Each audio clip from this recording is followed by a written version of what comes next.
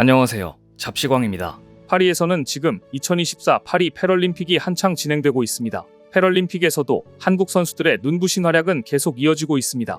금메달 소식도 있지만 그보다는 가슴을 울컥하게 만드는 한국인들의 휴먼 스토리들이 더 화제가 되고 있는데요. 스타일리스트에서 휠체어 펜싱으로 새 인생을 살고 있는 조은혜 선수의 휴먼 스토리는 많은 이들에게 감동을 주고 있습니다.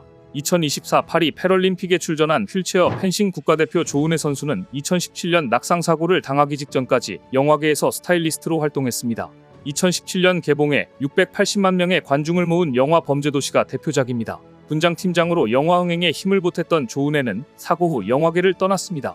휠체어를 타고 영화 현장을 누비는 일은 불가능했고 하반신이 마비된 조은혜는 국내 최고의 스타일리스트가 되겠다는 꿈을 이어갈 수 없었습니다. 하지만 사고가 그의 꿈을 꺾었지만 열정까지 빼앗지는 못했습니다. 조은혜는 재활 과정에서 여러 가지 운동을 하다가 우연히 TV 뉴스를 통해 휠체어 펜싱을 접했다고 하는데요. 그는 흰색 펜싱복을 입고 칼싸움을 하는 펜싱 선수들의 모습에 매료됐고 무작정 장애인 펜싱협회에 연락해 곧바로 운동을 시작했다고 합니다. 주 무대는 영화 촬영 현장에서 체육관으로, 손에 들린 것은 미용 펜슬에서 칼로 바뀌었지만 조은혜의 열정과 땀방울이 양은 그대로였습니다. 무엇보다 조은혜는 펜싱으로 새 삶의 동력을 얻었습니다. 휠체어 펜싱은 피스트 위에 휠체어를 고정하고 경기를 치릅니다. 그래서 상체와 팔이 움직임으로 승패가 갈리는데요. 몸을 뒤로 젖혀 피할 순 있지만 가까운 거리에서 싸우기 때문에 기본기가 중요합니다. 조은혜 선수는 부족한 부분을 채우기 위해 매일 땀방울을 흘렸고 왼손잡이란 이점을 살린 끝에 마침내 태극마크를 달았습니다. 조은혜 선수는 지난해 항저우 장애인 아시안게임에서 동메달 2개를 따냈고 생애 첫 패럴림픽 출전권까지 손에 넣었습니다. 항상 배우들을 위해 분장을 하던 그는 파리 패럴림픽을 앞두고 다른 사람에게 메이크업을 받았는데요. 대한민국 선수단을 대표해 단복을 입고 화보 촬영도 했습니다. 범죄도시로 인연을 맺은 배우 진선규는 소셜미디어를 통해 파리 패럴림픽에 나서는 우리나라 선수들이 좋은 성과를 얻고 무사히 귀국하기 바란다. 은혜야 파이팅이란 글로 응원하기도 했습니다.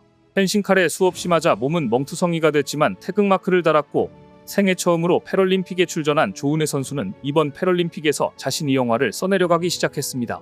16강에서 홍콩의 충엔핑에 10대 15로 패했으나 패자부활전을 통과하며 동메달 결정전에 진출했습니다. 하지만 동메달 결정전 상대는 2번의 금메달을 딴 최강자였습니다. 결국 4위로 경기를 마무리했고 경기 후 눈물을 펑펑 흘렸지만 여기가 끝이라고 말하지 않았습니다.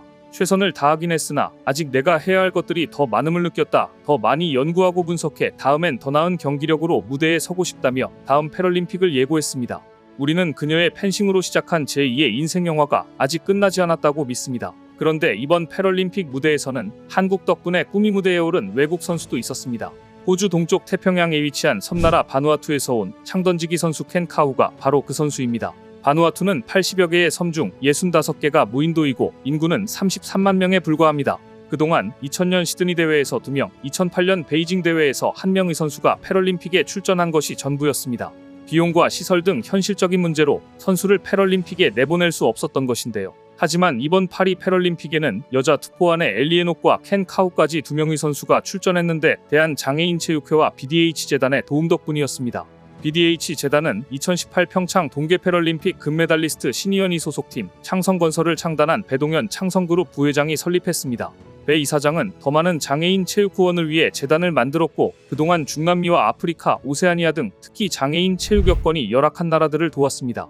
대한장애인체육회와 BDH재단은 열악한 나라의 선수들이 국제스포츠 등급을 받을 수 있도록 대회 개최와 출전을 지원하고 각국 패럴림픽위원회를 후원해왔습니다. 이 중에는 바누아투도 있었습니다. 대한장애인체육회와 BDH재단이 바누아투를 비롯한 6개 나라의 장애인 체육 지원을 약속했고 그래서 올해 1월부터는 이들 나라에서 장애인 육상선수 발굴 프로그램을 진행할 수 있었습니다. 이 프로그램을 통해 연습을 했던 바누아투의 켄 카우 선수는 프랑스 파리의 스타드 프랑스에서 열린 2024 파리 패럴림픽 창던지기 남자 스포츠 등급 F64 결선에서 52m 공이를 기록 10명 중 9위에 올랐습니다. 1차 시기에선 파울을 기록했지만 2차 시기에서 개인 최고 기록을 갈아치웠습니다. 물론 메달권과는 거리가 멀었지만 켄 카우는 한국 덕분에 첫 패럴림픽 출전이라는 꿈을 이룬 것입니다. 사실 이 선수에게 메달권 기록을 요구하는 것은 가혹합니다. 켄 카우는 평소 아보카도 농장에서 일을 합니다. 연습할 곳도 연습할 창도 없어서 평소에 아보카도를 던지며 연습을 했고 지역대회에만 출전했지 큰 국제대회에는 나서지 못했습니다. 국제스포츠 등급을 받아야만 했는데 이마저도 여의치 않았습니다. 그러다 한국의 도움을 받아 체계적인 훈련을 하고 장비까지 갖춰 패럴림픽에 출전할 수 있었던 것입니다. 바누아투에서 온 선수들은 패럴림픽에서 바누아투를 대표할 수 있어 영광이었다. 그전에는 한국이란 나라를 아예 몰랐다. 한국인들과 BDH 재단에 너무나 감사하다고 말했고, 바누아투 체육회도 자국 선수들이 외국에 나가 훈련할 수 있는 기회를 준 한국에 감사했습니다. 장애인 스포츠 초기에는 한국도 다른 나라들의 도움을 받았습니다. 그런데 이제는 국제 스포츠계를 위해 한국이 지원할 수 있게 되었다는 점에서 의의가 큽니다. 비슷한 사례는 태권도에도 있었습니다. 아프가니스탄 출신 장애인 선수 자키아 쿠다다디가 2024 파리 패럴림픽 태권도 K44 여자 47kg급에서 동메달을 차지해 감동을 더했습니다. 전 세계 난민과 장애인에게 희망을 안겨준 아프가니스탄 출신 난민 태권도 선수 자키아 쿠다다디가 자신의 두 번째 패럴림픽 무대에서 동메달을 따낸 것입니다. 더구나 이것은 난민 선수단 최초의 패럴림픽 메달이었습니다. 아프가니스탄 출신 쿠다다디는 왼쪽 팔꿈치 아래가 없는 선천성 장애를 갖고 태어났습니다. 그는 아프가니스탄 최초의 올림픽 메달리스트인 로훌라 니크파이를 보고 9세 때 태권도를 시작했는데요. 이후 태권도만 바라보며 연습하다가 2021년 열린 2020 도쿄 패럴림픽 와일드카드 출전권을 획득했습니다. 하지만 쿠다다디가 도쿄 무대에 서기까지 과정은 파란만장했습니다. 아프가니스탄은 순위파 무장단체 탈레반의 장악으로 공항이 마비되는 등 혼란스러운 상황이 벌어졌고, 쿠다다디는 결국 도쿄행 비행기를 타지 못했습니다. 쿠다다디는 전 세계에 도와달라고 호소했고, 그의 목소리에 국제 패럴림픽위원회를 비롯한 여러 단체와 정부들이 나서 쿠다다디를 탈출시켰습니다. 가장 큰 힘을 발휘한 건 우리나라의 조정원 총재가 이끄는 세계 태권도연맹이었습니다. 결국 쿠다다디의 출전이 허용되었고, 모든 네트워크를 동원해 쿠다다디의 탈출을 도왔습니다. 우여곡절 끝에 도쿄에 도착한 쿠다다디는 도쿄에서는 메달을 목에 걸지 못했지만 전 세계인이 그를 보며 힘을 얻었습니다. 당시 대회 하루 전날 도착해 컨디션이 좋지 않았지만 쿠다다디의 탈출 소식에 세계가 축하 인사를 건넬 정도로 화제였습니다. 그리고 이제 프랑스에서 쿠다다디는 프랑스 태권도협회의 지원을 받아 훈련하고 프랑스 대표팀 도복을 입고 국제대회에 출전했습니다. 여러 나라에서 쿠다다디에게 러브콜을 보냈지만 그가 프랑스를 선택한 이유는 아프가니스탄에서 탈출할 당시 프랑스군의 도움을 받았고 목숨을 살려줬으며 훈련 지원도 너무나 잘해줬기 때문이라고 합니다. 이번 패럴림픽에선 난민 선수단으로 출전했지만 프랑스 관중들은 쿠다다디에게 큰 환호와 기립박수를 보냈습니다.